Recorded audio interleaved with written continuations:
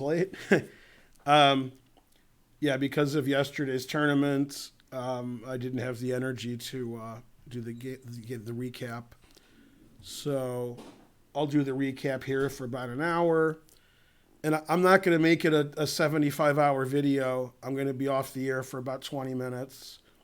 And I'll set up the next thing. I have to do some work in between. So probably this will end about 9:30. And then I'll be off the air for about 20 minutes. And then I'll come back on. That'll make it easy to separate the videos and upload this video and set up for the next stream. And then tonight I'll try to get back on schedule. So like 8 o'clock, 9 o'clock tonight, I'll do a recap of the round today. The round today is Farouja's playing MVL, unless I'm wrong, which is 50-50. And Giri is playing Carlsen, and I'm not wrong about that. I just keep forgetting who Farouja is playing. I think he's playing MVL. All right, and then today's games that we're looking at in the recap are actually from yesterday, yesterday's round. So we're going to do yesterday's round recap, then we're going to do today's round live, and then tonight in about 12 hours we'll do the recap for tonight, also etc. The tournament was wildly successful, so we should probably have like one or two of those every month. Though I haven't talked to Karen about it, but it probably makes more sense, and she's just hearing this for the first time, so she'll probably just stare at me, that we make the tournament 10-0 instead of 10-2. Yeah, that's fine. Because then it's blitz, and nobody says, oh, I didn't play any games. So, also, there's slightly less cheating at 10-0 than 10-2, but only slightly, just slightly. It's sort of like when I asked Karen, does my mustache tickle? And she looked at me and I said, slightly, just slightly. That's for Family Guy. Who said that on Family Guy? It's the person on Family Guy who's very proud of their mustache. I don't know if you know who that is. They talk about their mustache a lot. Can I move this or do you need Yeah, it? yeah. Do you know who it is? I'm trying to think. No. Let's see if they get it. Cleveland actually does talk about his mustache more than this guy, so I guess I'm wrong.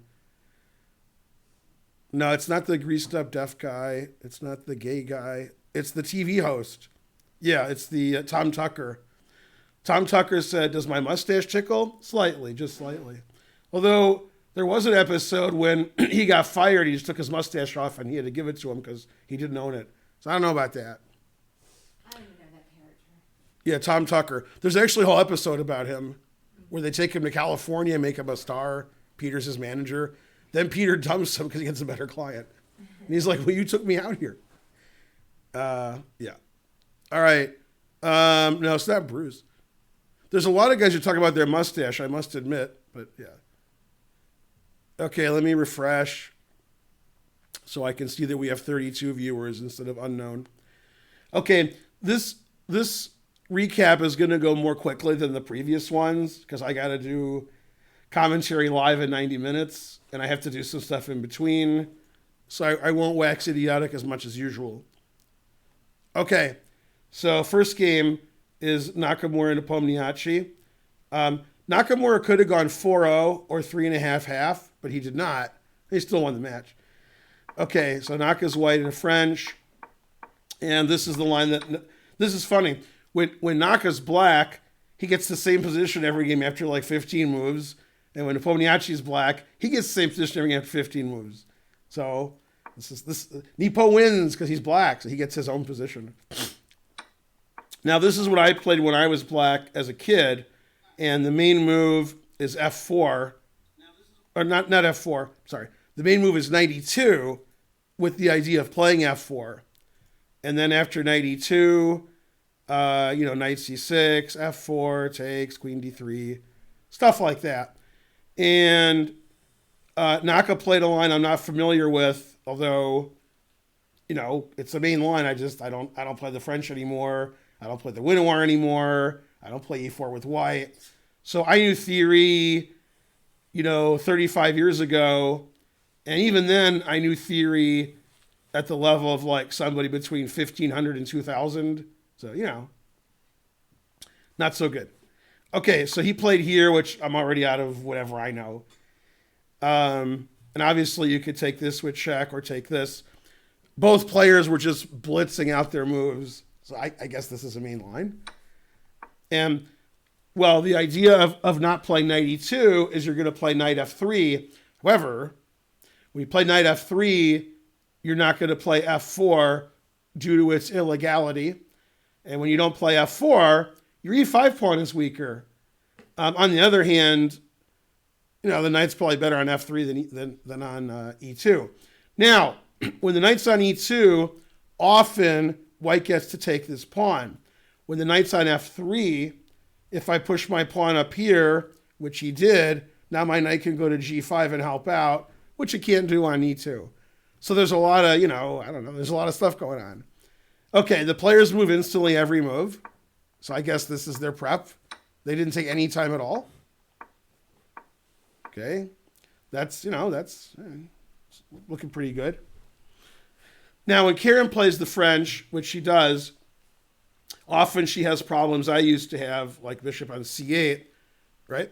And that's why black played b6, bishop a6, as recommended by Spencer in the advanced variation. Yeah. Okay, so now black doesn't have any problems, except that pawn's pretty good.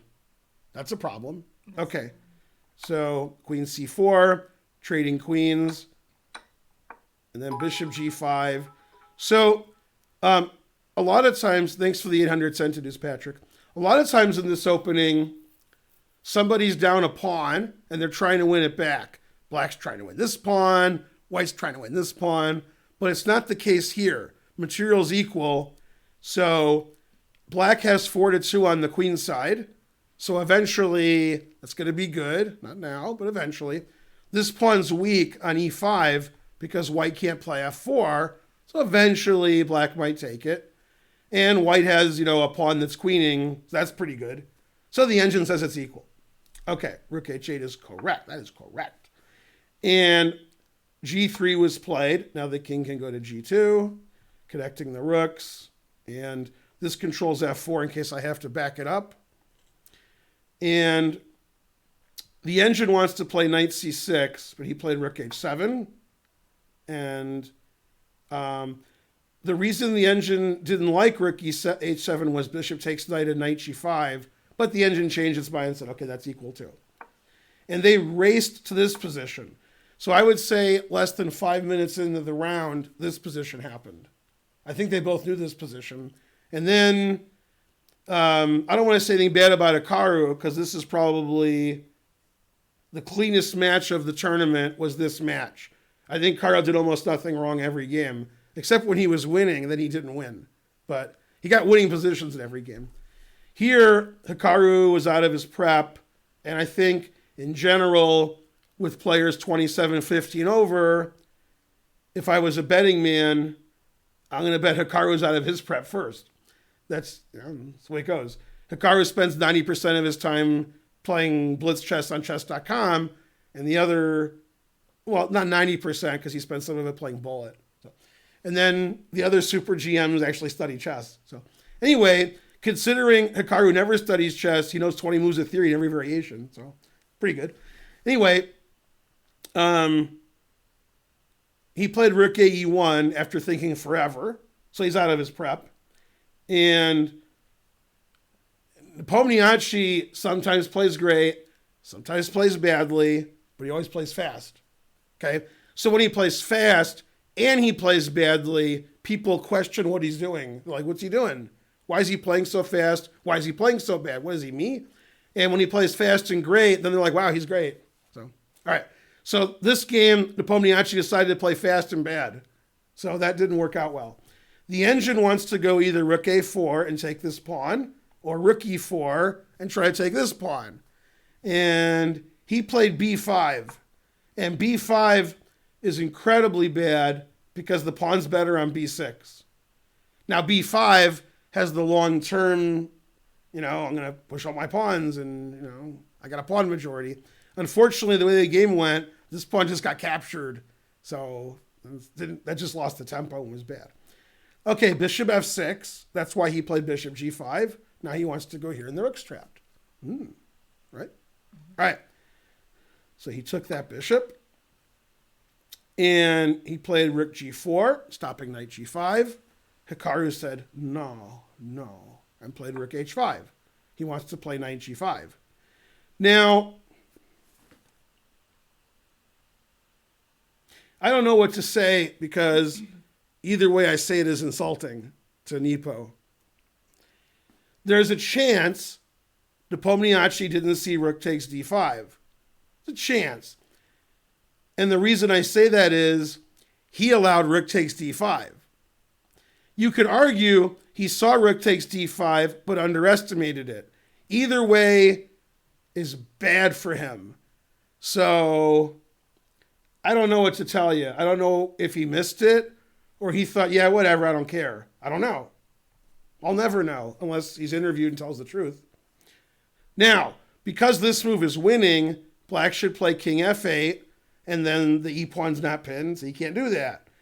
Now, if you ask me, how could somebody as good as Nepomniachtchi miss this? I'll tell you why, if he did miss it. Because he saw this, and he's like, man, that's no good. Knight g5 attacks the rook, and then like f4 traps the other rook, So he was like, well, I got to go here and stop all that. He may have been so concerned with this that he didn't care about that.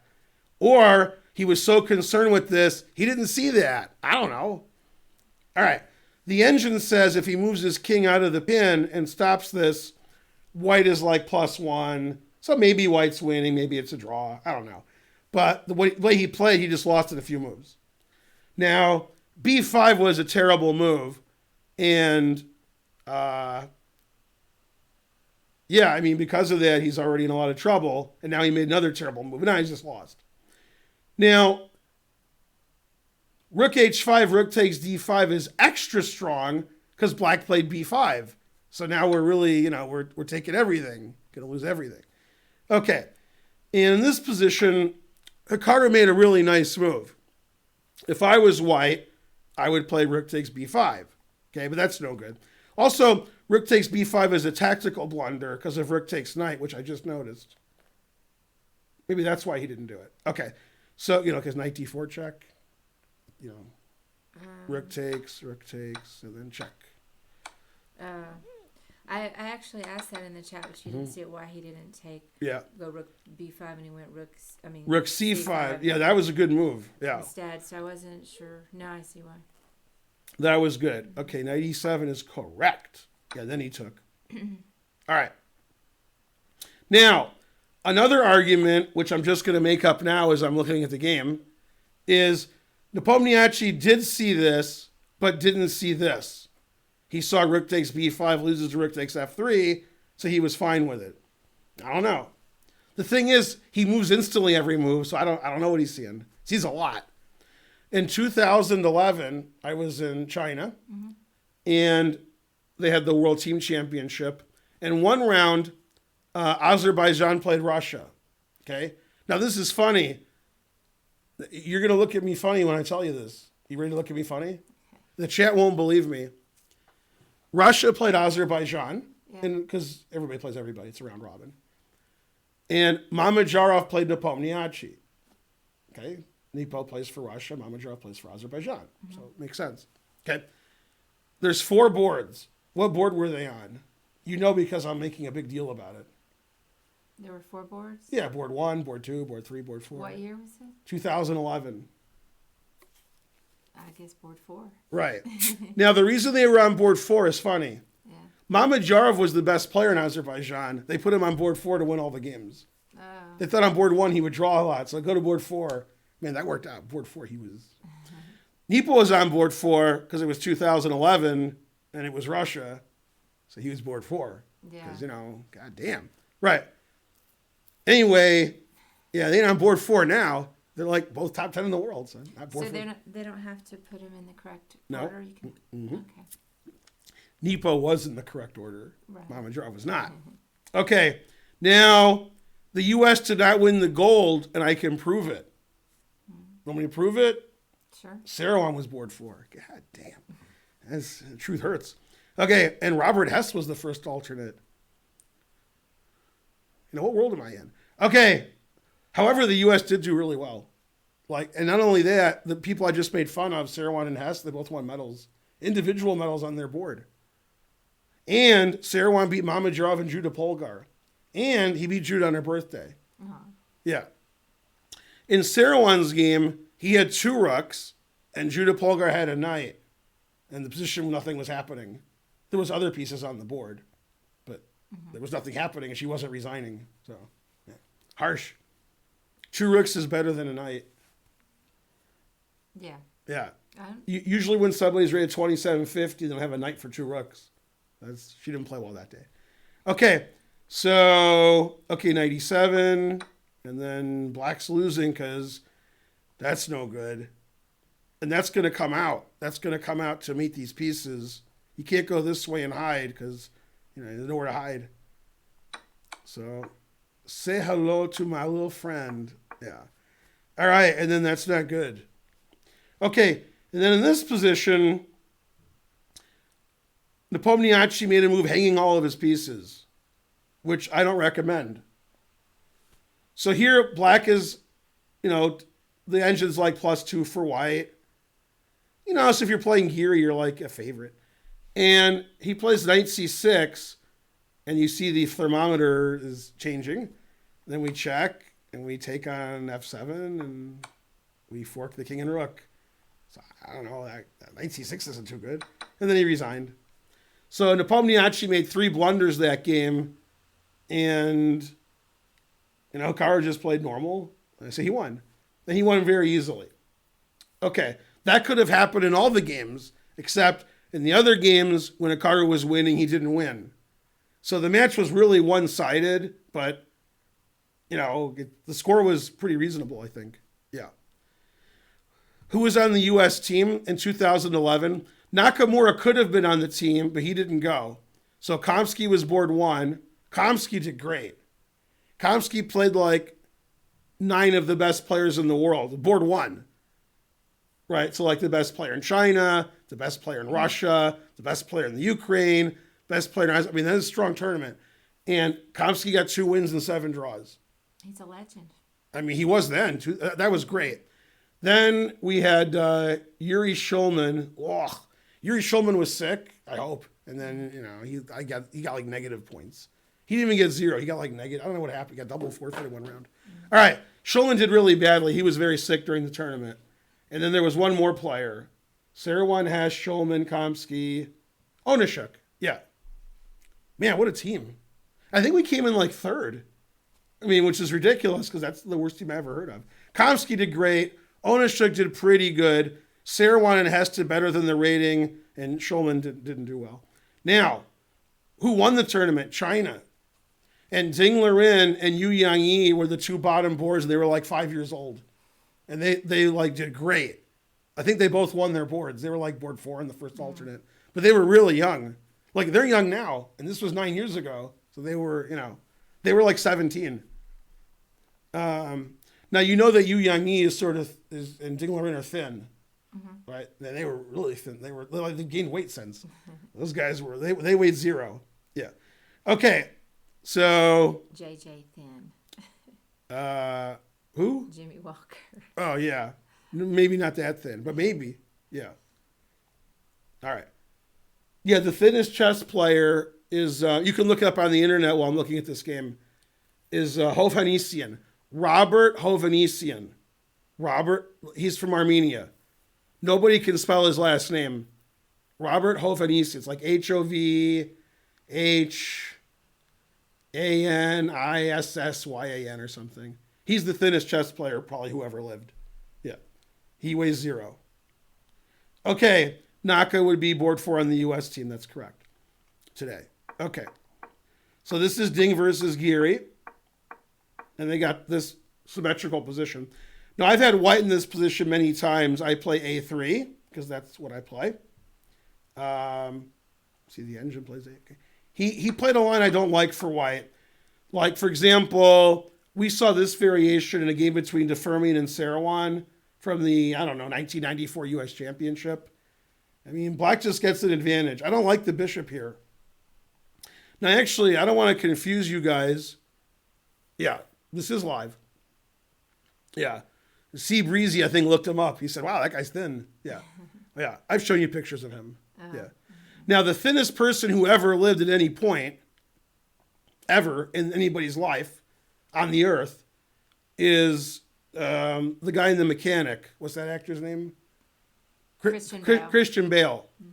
Now, if you're under 18, don't do this. If you're 18 or over, go to the internet, type in Christian Bale The Mechanic, and then go to therapy, get a therapy appointment later. Yeah. Christian Bale and The Mechanic weighed, I think, 0. Yeah, and then he gained weight back to play Batman. Yeah, I hate looking Machinist, at not mechanic. Thank you, the machinist. Oh, yeah, I knew that. Sorry about that. Hey, thank you. Always play BF1. No, not Jason Statham. Christian Bale and the machinist. I set up the merch store. He said it looks great. I accidentally clicked on the merch store. Yeah. Now remember, if you're under 18, don't look at those pics because you're not old enough to see somebody that thin. But yeah, that's a great movie, The Machinist. Yeah.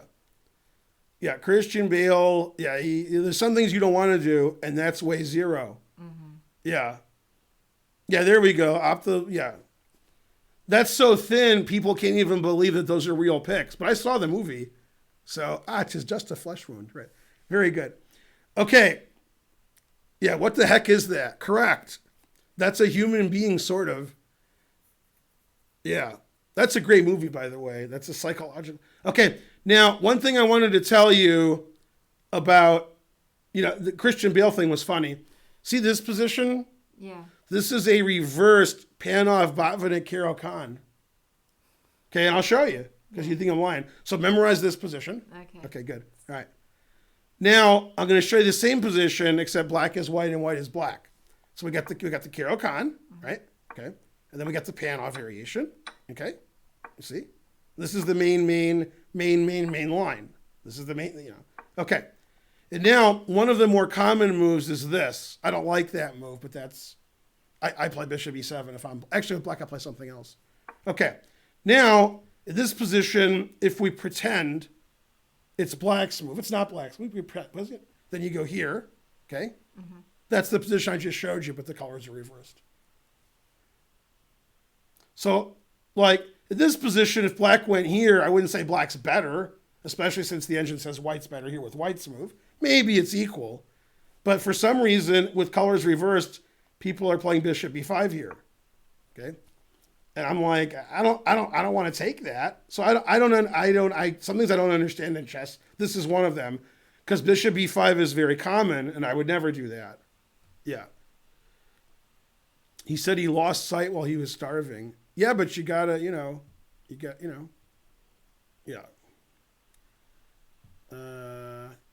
Yeah.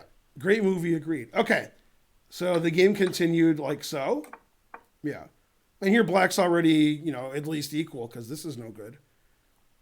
So every grandmaster in the world's playing here and I don't like it. I'm not trading my bishop. All right. And then everybody took everything. Now, by the way, listen, during the game, okay, I was like, what happens on the Greek gift? Mm-hmm. All right. I remember, I saw this part. Right. And then this threatens mate, but then knight f3, and then resigns. If white doesn't play knight f3, then white resigns. Now, having said that, after this, I can actually go here now because the knight's not on d4 anymore. So after winning a piece, black can sack a piece. And now if you play the same, king g1, I didn't say, then this is winning. The computer announces mate for black. Okay. So white has to, move it on up to the east side, right? And the engine says it's unclear. Like this is possible. It's just crazy. Okay. Says like white's slightly better. White's up 2 pieces, but white's slightly better. Okay. So he could have played the Greek if after knight takes c6. And if Dinglerin didn't see that, if he was like, I take you, you take me, then Dinglerin would have been like, whoa, disconnected by accident. Okay. The middle of the night, it's 9 a.m. What? Okay. So everybody takes everybody. So Giri's happy. And this game was sort of boring. Black's better and white equalized, I guess. because Giri likes to trade everything. So Giri traded everything. God damn. Yeah. That's pretty good trading everything. That's impressive. All right. And then they race to move 40 because there's some rule. Yeah, and draw. So Black had no trouble that game. Black probably could have been better, but he didn't want to be better. He's Giri. Trade, draw, yay. Okay, then raise his hands in victory. Yeah. All right. Has anyone asked the other GMs? Yeah, nobody asked GMs nothing. Okay. Next. Got to move it on up. Okay, Naka's Black. We race to that position Naka keeps getting every game in the tournament, which is this one. Okay, so Naka's had this position in this tournament 4 times. And Magnus played here, and the Ponishi played here, and we saw here, and we saw here, and I think Ferrugia played here. Okay, and Nepomniachtchi played here. He hasn't faced that. And this is a game where White played very badly, and you can learn a lot from this game on how not to play White. Okay, so they got all these positions like all the time. Like these kinds of positions every game. Okay. Now in this position, White made a very bad move. In all the other Nakamura games, White tried to play e4. So White either played e4 or played knight d2 and e4, or played knight d2 and got their knight here, or the rook was here and they played e4. And Nepomniachtchi went away from the a file, then he changed his mind. He's like, all right, I'm going to challenge the a file. So he played queen b2, giving up e4. So Naka played knight e4. All right. Now, if this knight gets traded, the rook can infiltrate because you see how the knight is stopping. Mm-hmm. So after rook a1, stopping the infiltration, Naka tripled up on the bubble up, attacked the pawn. And now Black plays knight d7, knight f6, knight d5, and that's the best knight ever. So Naka has the a file somehow, and Naka has d5 for his knight, which I've never seen either one of those. So this is great for Black. Okay, so Nepomniachtchi wants the a file. Bishop d6 is also a bad move. The reason bishop d6 is a bad move is complicated. So at some point, White might play knight a5, blocking the a file and attacking the c pawn, so Black has to babysit the c pawn. If knight a5 is played at any point, we could try to kick the knight out with bishop to d8, attacking the knight. Mm-hmm. Well, he forced the bishop to d8, so now White can't play knight a5. So that was dumb. So Nepomniachtchi's not playing well. Yeah, he's not playing good moves. Yeah. All right. And then Hikaru's playing great. Okay, and gets a winning endgame. Winning may be strong, but probably winning. Okay. And I like the way Naka played. I like the way Black played this game. Black has an outside passed pawn. This pawn's weak. This knight's great. We're moving on up to the east side. Obviously, if Black does this, he's winning. So White has to keep his king over here. And while he does, Black can win over here. Okay. Naka could have played e5 at any point, which the engine likes to play. But he chose another way. That's fine. Nothing wrong with what he did. Okay. And I want to point out in this position, this could be a puzzle rush kind of position for you. Yeah. Yeah, if it's Black to move, this move queens, because you break through the H file, right? Door style. Break on through, mm-hmm. break. Yeah. You push the H pawn. If HG, H3, yeah, H2. I see that. Yeah, so he has to take it. Okay, now you don't. Okay. And then always repeat. Good. All right. And they got this position. Now, what's funny about this is Naka pushed this pawn and the king ran over here. And now Naka pushes this pawn and the king runs over here. I thought it was funny. Okay, then they got this very instructive position. Okay, this one right here. Oh, yeah, I saw this part of this. Right, and if you watched the stream yesterday, you remember me analyzing this. Okay, White wants to play 2 moves. Knight f1, stopping the h-pawn, and king f3. And Black can stop them both by playing knight g2 check. The reason is, if the king goes to f3, I have knight h4. And then the king leaves f3. Okay? And now, if you look at the engine, it says Black is plus 1 billion. Because Black's going to play h2, the king can't enter, and the black king comes in and we win. But Naka played played king g4 right away. This is a blunder. Now it's a draw. He stopped king f3, which is good, but he didn't stop knight f1. Now we can't play h2. We can never play h2. It would be good to play h2 because then you play h1. It's a good idea, right? Yeah, that's it. It's a draw. So if he played knight g2 check, he would have won, followed by h2. If he plays h2 right away, because I said h2, then king f3, and black can't do anything. If black moves his knight, then king g2. And black can't move his king in because the knight's hanging. I can't go here because your knight's not defended. So this is also a draw.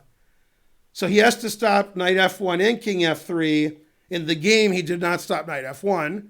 In the variation I'm showing you, he did not stop king f3, and this stops them both. Because after king f3, I can check you away and then play h2. If you don't play king, I'll play h2. So now black's completely winning. So Naka played like a perfect game. Nepomniachtchi made like 5 mistakes. Black's up +5, and one move ruins it because chess is fun. All right, so now it's just a draw. Yeah. And that's it. You can't do nothing. Yeah. All right, and they checked each other a few times because that's fun. Yeah. It's fun to check, I guess. Yeah. They wonder if I hate you. Yeah. I am tired. And then draw. By the way, if you play h2, putting in an h, knight f1 check, and white wins. And the truth hurts. And then we come around the mountain when she comes, right? All right. So the game ended in a draw, and so forth. All right. Yeah, we worked hard yesterday. Yeah. So basically, Nakamura played great. Pomniachtchi played terrible. And then, like, I moved 62. Naka made a bad move, and it was a draw. I don't know what move it was, but 62 is close. Okay. Then we got Anish again. He's white in a Grunfeld. Instead of playing Nepomniachtchi, he's playing Ding. Nepo also plays this with black.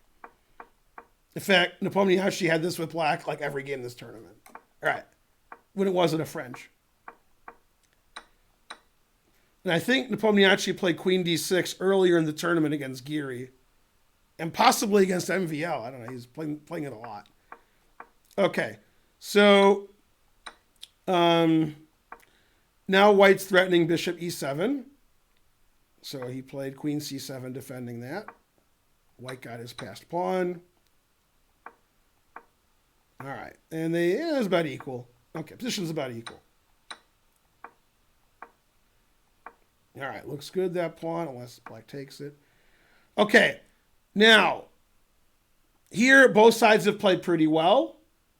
The engine says white's slightly better. And then here's my commentary during the round. I said, well, white's either going to queen or black's going to take that pawn for free. So, I mean, how can it be equal? So somebody's going to win, right? And in the game, black took the pawn for free and he won. The engine says this is equal, and Giri thought for like 5 minutes here in a 15-minute game and made like the worst move on the board. Okay, now, one thing I've talked about in all my lessons with all my students, and they've never listened, no students ever listen to me, is there's 3 kinds of pieces in chess. And the ones I'm clicking on are the first kind. Okay? Those pieces are not attacked by anything. They can't legally be captured. Okay? Then there's pieces that can be captured for free, that you capture them and you win. In your games, that's very common. At the Super GM level, that's very uncommon. Oh, here's a piece. Yeah, okay. So that we don't have any of that here. Then there's the third kind, the only kind that matters. Pieces that are attacked and defended. Okay? You see how those pieces are attacked and defended. Mm-hmm. This is attacked and defended. This is attacked and defended. This is attacked and defended. This is attacked and defended. And this is attacked and defended. And maybe I missed one. I don't know. I missed one. This one. Okay. That's important. Now the engine plays knight g3. Now that's defended.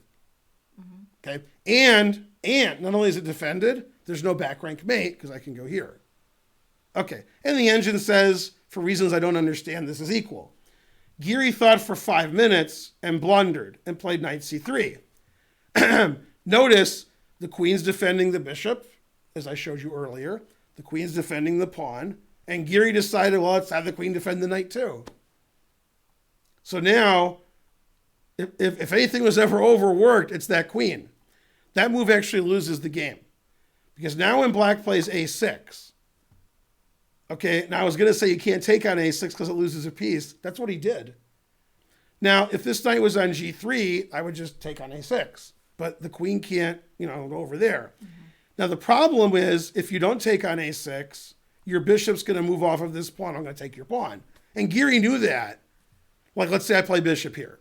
And b5, and then let's say knight b8, and then I'm going to take that pawn. You're losing your pawn. You can't save your pawn. Okay. And that's sort of important. That's, you can push that pawn and get the guy take it. Mm-hmm. Okay. So Giri gave up a piece on purpose because he thought, okay, look at this counterplay. Look at that. Scary. Ooh. Now, when low-rated players are playing each other, like you guys sacrifice a piece, insufficient compensation. Your opponent defends like a beginner. You win easily. You think you're a genius. So that's why if you want to get better at chess, you have to play good players. Then when you play dumb, they beat you. Then you stop playing dumb. When you play dumb like you do now, you still win all your games because your opponents are like, I don't know, I guess that sacrifice wins. So this kind of sacrifice looks good if you're a low-rated player because that looks pretty good for white. Look, he's got some there. And then Ding Laren's like, I'm up a knight. I like being up a knight. And there's no threat. So Ding Laren starts making the threats. All right. And he's like, whatever, back rank mate. All right. Yeah. And now you got nothing. You're all talking a badge. And white resigned. Chess Yoshi is correct. Sweep the leg, no mercy. What movie? I don't know. Karate Kid. What? Karate Kid. Oh. Your favorite movie. It's not a bad movie. Yeah, I agree. Goddamn noob dude. What's the name of the song where he says goddamn, but it's not called goddamn? The Pusher. The Pusher by? Blind Melon. Blind Melon. They say goddamn a lot in that movie. Yeah. That song. That song, yeah, right.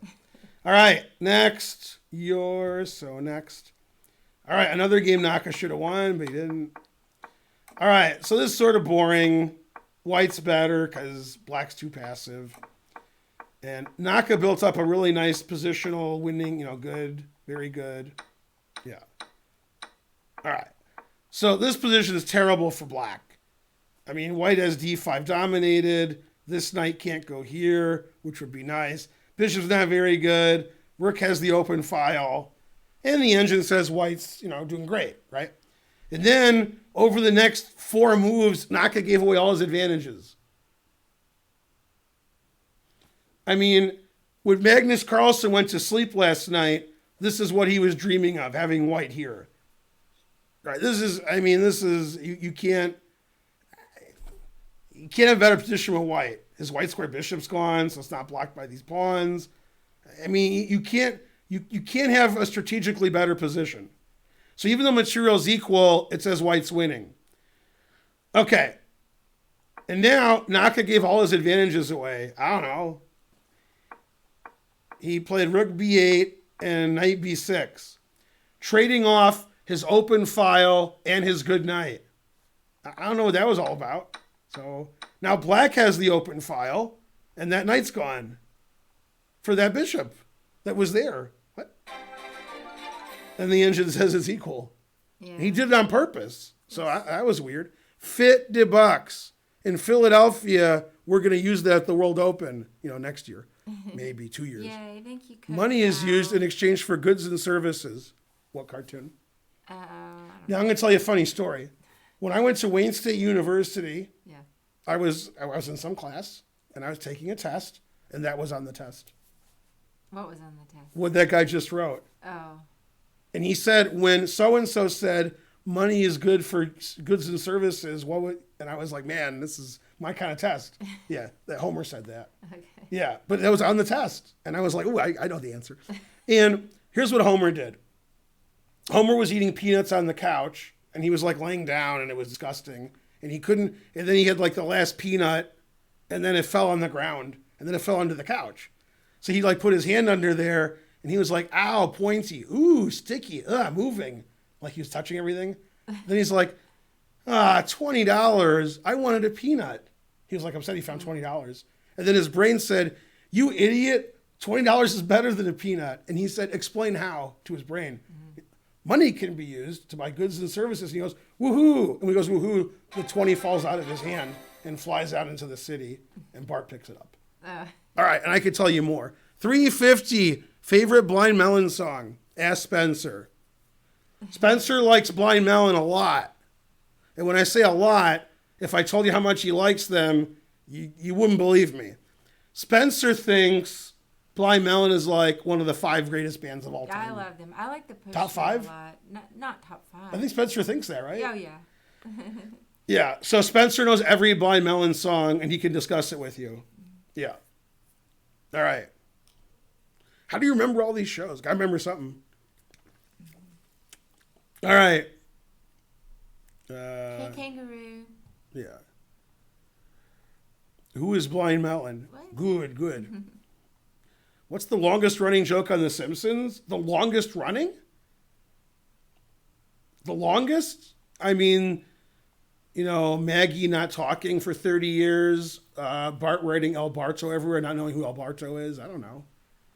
Yeah, the intro. Yeah, they're all 30 years old. Yeah. Let's see. What does he want?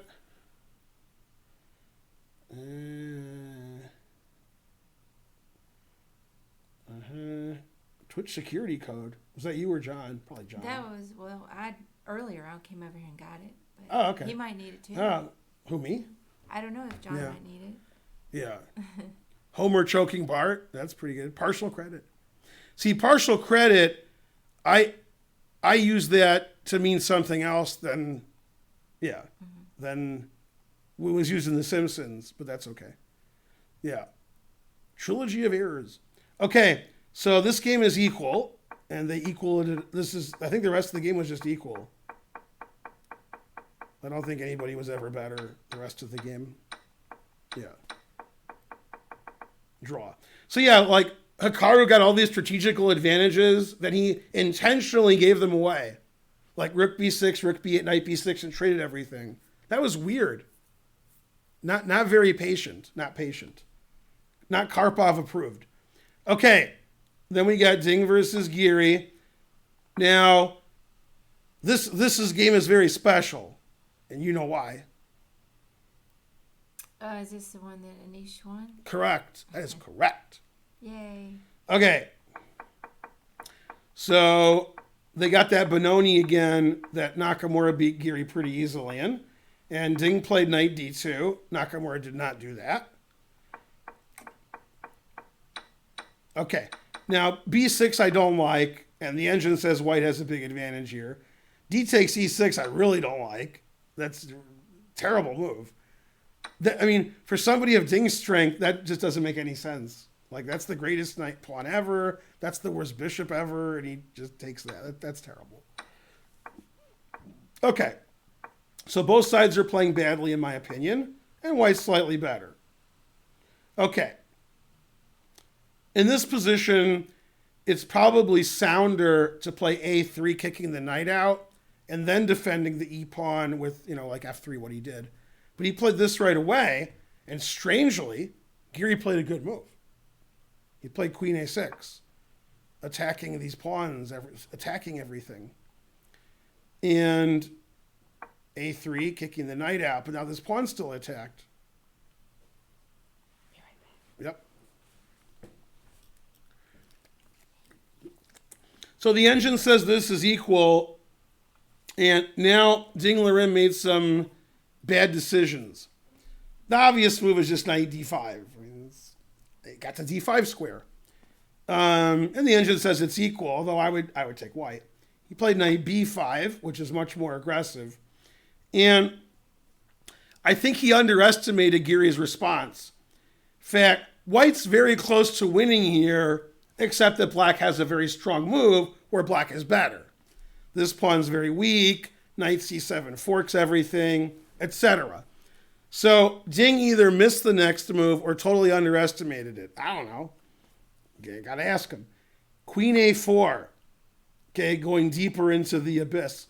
Now, there's a lot of attack going on here. And turns out the complications favor black. So Ding defended everything. Queen c2. And Giri played another strong move, knight a5, because the knight's pinned. So, problem with queen c3 is you're lined up with this bishop, so it wasn't easy to defend the knight. Okay, now the engine wants to play knight a1, which is a funny move. And still says black has a big advantage. So that's pretty funny. But he played another move that's similar. Takes, sort of transposing from knight a1. Now, bishop takes c4 is a mistake. Usually, in this event, when Giri has a big advantage, he throws it all away. So the reason this is bad is because of what happened. We get to play b3 later, and there's no bishop. So in the game, this happened. Okay, and now white's okay. If he had taken the other way, you can't play b3. I mean, you can. But now when the knight moves, for some reason, this is the best move. Now bishop takes b3 is serious. That's serious, yeah. And we could defend the knight with like knight h5, defending the knight, attacking the bishop, attacking the b3 pawn, attacking the knight, and black's a pawn up. So the engine says black is close to winning. Okay, so instead of knight c4, he took with the bishop, and now the position's equal. And after a6, Ding Liren made a terrible blunder. Terrible. Ding Liren did not play well this game. You know what game this reminds me of? When Ding played Alexenko in the candidates, like Ding's white, so, you know, he should be Alexenko. And he's played terrible and was like worse or lost the whole game than drew anyway. That's what it reminded me of. Yeah, Ding just wasn't playing well. The engine says knight takes d6 is equal, knight c7 is slightly worse for white, but instead he took this, which is a blunder. And in this position, Giri made a move which was excellent, and I think totally underestimated by Ding. Again, d5. Now you want to play d5 because d6 is really weak, and the only reason you wouldn't play d5 is because bishop c7 is good. So I think Ding, when he played this line, he thought if d5, bishop c7 is good. That's what I think he thought, and then he realized he was wrong. If bishop c7, which was not played, rook to d7, bishop takes b6, obviously. Rook to b7, bishop takes c5, obviously. And now, rook to c8. No, what a world. Yeah, and black wins a piece. So that means white has to play like, I guess here. I mean, I don't want to lose a piece. But this is no good. Like, they got two connected pass pawns now. Yeah, so this is no good for white. Okay, so I think when Ding played takes, he thought d5 was bad or not as good as it was, and now black is probably just winning because bishop here is terrible. Here come the pawns. This pawn's attacked. This pawn's weak. This knight's no good. Okay, so he played knight e3. Taking is correct. Black is up a pawn. Rook d3 is a great move. Reminds me of when Hikaru played rook a4 earlier in the round against Nepomniachtchi. Mm-hmm. Yeah. And that's what we call what kind of move? What would John Nunn say? Who can get it in the chat? Anybody? Kind of move. A good move. Collinear from Jedi Bleeder. Good. See, they're getting all the collinear. Yeah. You move towards the same piece, but you don't capture it. You stop. Oh. Humans don't see those moves. Computers don't care. Okay. Like if you were playing in a tournament and the guy went like this, you're like, he's going to take, stopped, right? Okay. So now he's threatening everything and he's up a pawn. Okay. 2 pawns. Yeah. And then Giri just played great. I mean, every move Giri played was great. So, black just destroyed white. And this isn't interesting. This is just black being up like 7 pawns. So it's up a lot of pawns. He was real low on time, though, wasn't he? Correct. Yeah.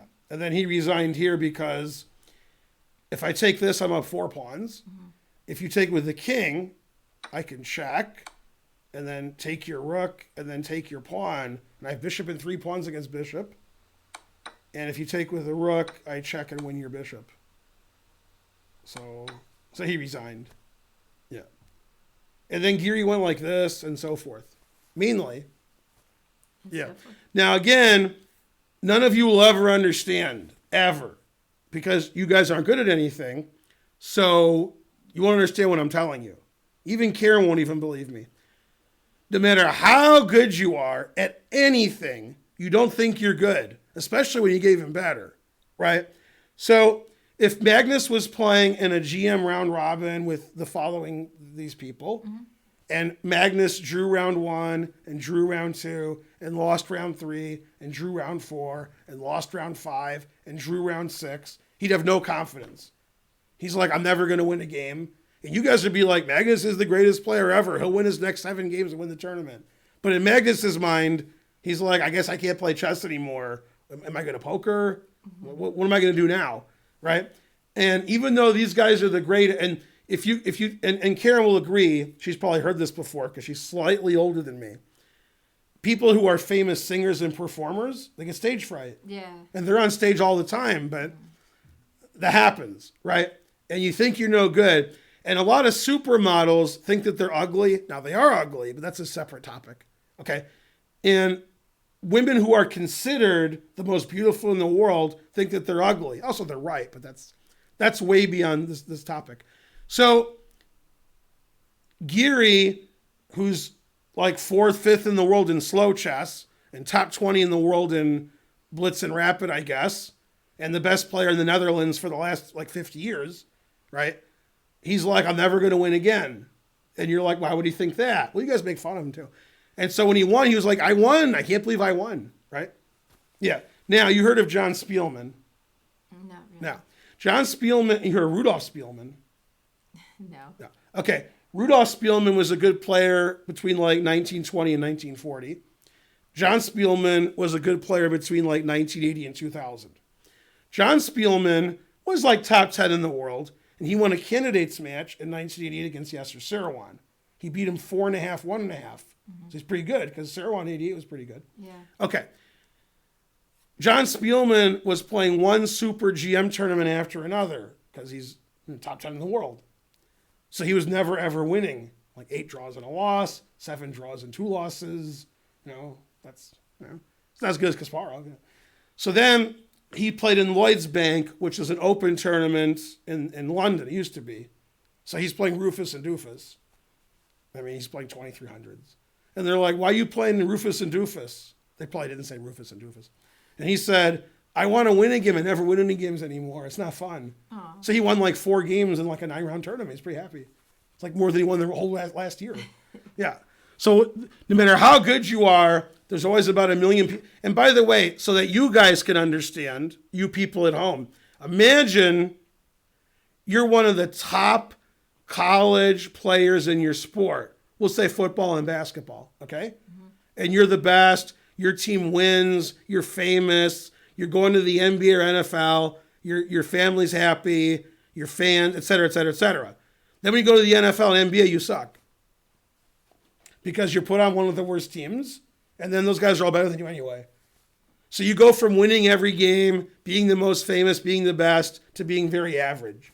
And a lot of guys who get picked first in the NFL and NBA draft, you never hear them again. That's it.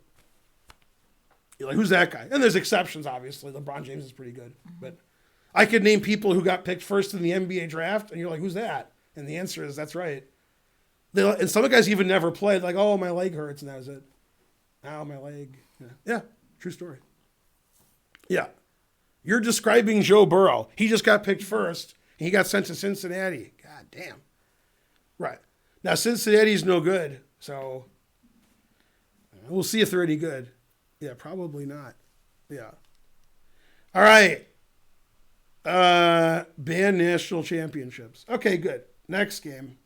Got to finish up in 9 minutes. Okay, so Hikaru's black. He needs to draw to win the match. Thanks, James Laws, for the sub.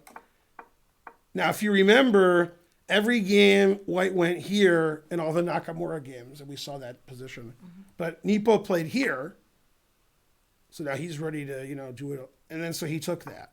Or he played C5. Black played C5, and now they trade everything. Trade. And this is all theory. More trades, of course. More trades. More trades. All right. Got to have more trades. All right. Did they trade enough?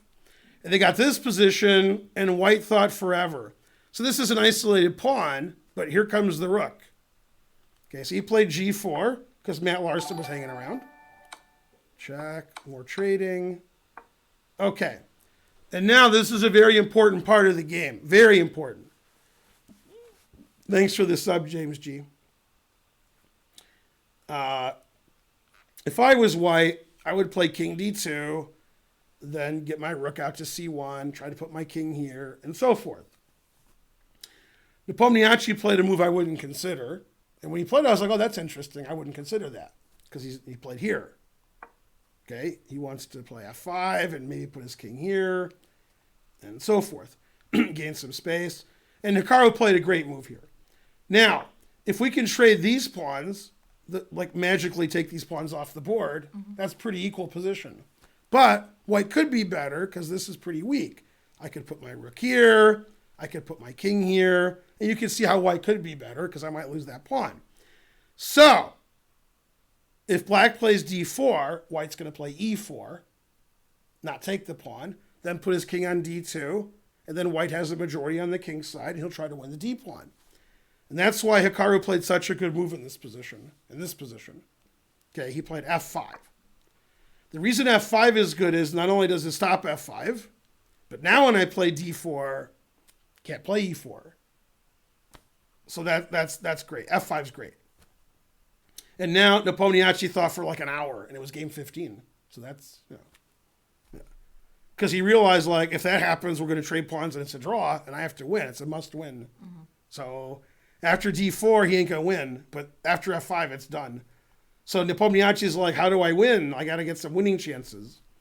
So he played very suspiciously, trying to get winning chances. So he pinned the pawn. And then D4. Yeah. And now, so he avoided trading the pawns, and he's just hoping, I hope I can win this pawn. And, Consuelo said, no. And Black is just better here. Now, Hikaru didn't want to win. He wanted to draw, because then he wins the match. So he's making sure the game is a draw, giving most of his advantage away. Okay. By the way, if you play here, this is tactics trainer. This is puzzle rush tactic. Mm-hmm. Right here. Check. How do you defend your rook? What does White do? Rook E2. King E2. Right, and then here. Uh-oh. Right. So you can't take on B7. Yeah. Okay. So here, and then Hikaru's like, yay, this is a draw. I win the match. Okay, and he was right. He was correct. Now, Black would be better normally, but he didn't want to be better. He's like, trade rooks, draw the game, wah. Trade everything. Yeah. So he gave all his advantage away just so he could draw the game and win the match. Mm-hmm. Very reasonable. Yeah. Because the rook and pawn versus rook is a dead draw after bishop wait for him. Yeah. And then this is also a dead draw. And then he played the very nice bishop takes F5, which I suggested right before he played it. If rook takes F5, king takes bishop is a draw. Oh, okay. You agree? And after here, that's also a draw. And then that's it. And then he wins the match. So Hikaru was winning, and he was like, I don't want to win. Draw, I win the match. Yay. So he was playing quickly and trading everything off, but he could have won, I think. If he needed a win to win the match, he would have played a lot differently. All right. Now, whoever wins this game wins the match, and Zinglerin was completely winning, and then he made mistakes. And we'll race to that position. This is all theory. Okay, D5 this early is unusual. Usually they put the rooks in the middle, put the queen on e3 or e4, and then play d5. I haven't seen d5 this early. It's okay. Okay, the engine says this is about equal. It's one of those positions again where this queen's or black takes it, just like in the Grunfeld they had. It's very similar. And unfortunately, this is one of the ones where black's taking it. Okay. And here, Giri played the fantastic move, bishop c4, the only equalizing move. This looks like you're going to lose your pawn, right? Mm-hmm. And then he played bishop c4. If you take the bishop, I take your bishop. Otherwise, I can come back here and defend my pawn. Okay. And bishop b3 is a blunder. I think knight c6 is the only equalizing move, but that's hard to find. Okay. Takes, rook e4, threatening rook e8 mate if the queen moves away. Right? So well, it's not mate. The bishop isn't here. But the queen's on the rook. I was thinking bishop d3 was played. The queen's on the rook. The rook is coming here. The rook is taking this. Black only has one move, otherwise white's winning. And it's a5. Now if you take the queen and I take the queen, black's up a knight. So white only has one move, queen e1. Okay, and then takes, check, check. And this check is a blunder. Queen e7 is equal according to the engine. Attacking the rook, and then attacking the bishop, and then bishop c2 check, and so forth. And instead he played bishop c2 check, and now black's winning. Black's up a piece. There's not enough compensation. Okay, in this position, black has a very easy win, which I pointed out. And instead of the very easy win, Dingler played the more complicated win, the computer way, which has a slightly higher evaluation. So if your opponent was rated like 1300, probably they're cheating. Although then Dingler blundered every move, so he's not cheating. Okay. And the easy win is check. White only has one move. It's got to take it. Mm-hmm. Okay. Check. Queen d5. Stopping queen g8 check. Defending the f pawn. Threatening checkmate. Forcing the trade of queens. Mm-hmm. And you see what the engine evaluation is. Yeah. White resigns. Black has a bishop, a knight, and 2 pawns for a rook. God damn. That's just really simple. Check, check, resigns. Very simple. Instead, Ding played knight c5, which also wins, but not simple.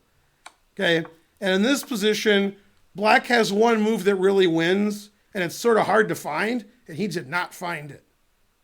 Okay, white wants to play queen e8 check. Mm-hmm. So the winning move is king f6.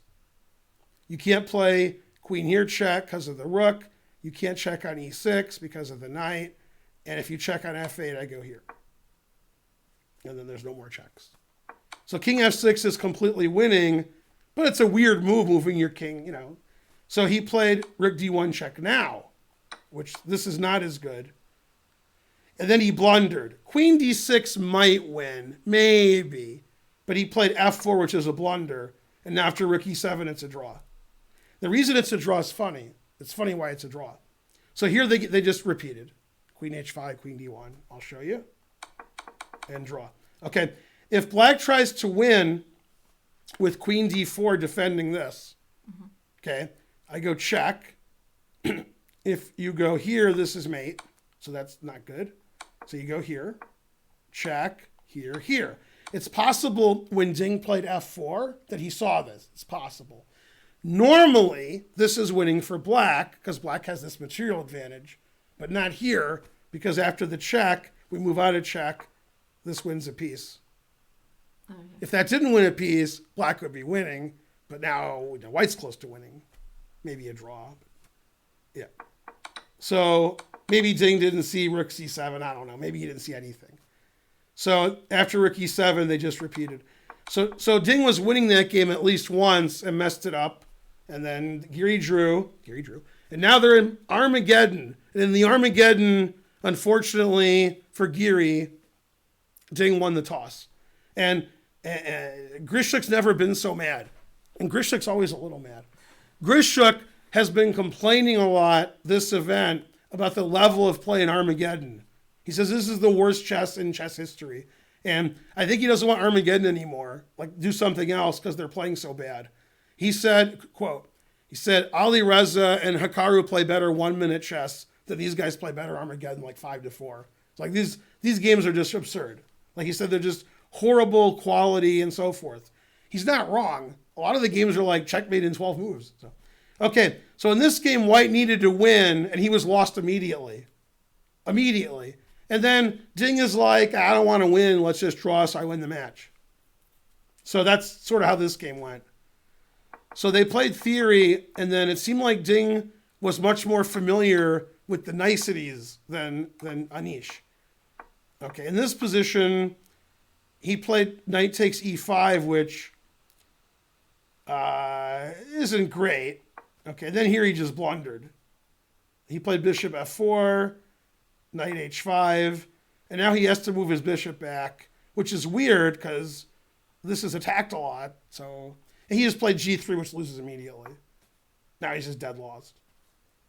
Takes, f6, and his knight's trapped. Knight has nowhere to go. Mm-hmm. Now, he played d4, so his knight could go to d3, but that's ridiculous because now you're getting crushed. So bishop f4 was bad. g3 is a one-move blunder, and White can resign here. And White needs to win. White's giving draw odds. But Black has two bishops. Black's king is safe. White's king is not safe. Everything White has is hanging. And still he drew because Black just didn't care. A draw and a win is the same for Black. So he just made the game a draw. Bishop f5 is a good move too. Yeah. All right. And they just traded everything into an endgame that only Black can win because Black's up a pawn. Yeah, this is just good for Black. And Ding seemed to have little interest in winning it. He just wanted to draw and win the match. So he did. But obviously White's not going to win this pawn down endgame. So, yeah.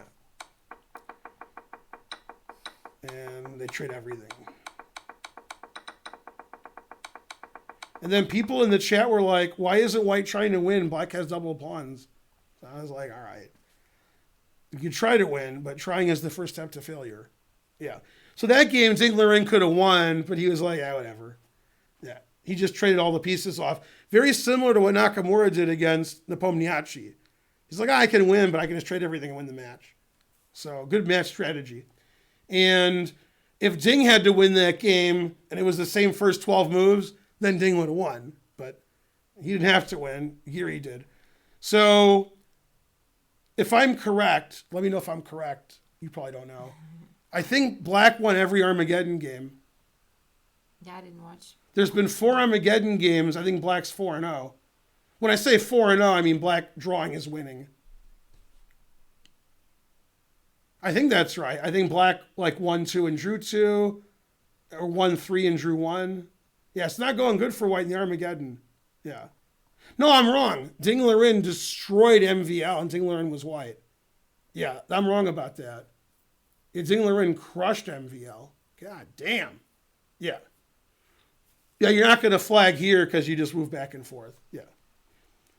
I mean, if Black has a minute here and he's doing this and you're beating him on time, Nakamura might do that, but he might not. He would do it against like us, but he wouldn't do it against Ding because that's, yeah.